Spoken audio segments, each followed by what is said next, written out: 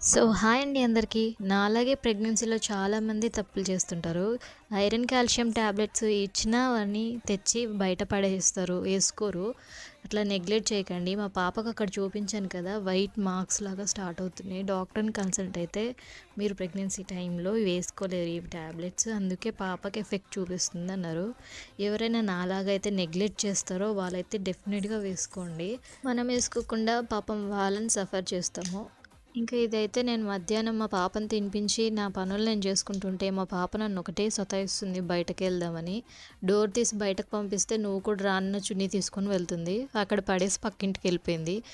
సరేలే అని ఇంకొచ్చి మిగతా గిన్నెలుండే అవి తోమేసుకున్నాను. సరేలే బయట పక్కన ఇంట్లో ఆడుకుంటుంది కదా అని బయటకెళ్ళి చూస్తే బయట మా క్వార్టర్స్‌లో కుక్క ఉంటుంది. ఆ కుక్క దగ్గర పోయి కూర్చుంది. అవి ఏమనవు, కాకపోతే చూసే వాళ్ళకి ఎలా ఉంటుంది, అలా అని తిట్టి తీసుకొనొస్తే ఇంటికొచ్చాక నా మీద ఫైర్ అయిపోయింది.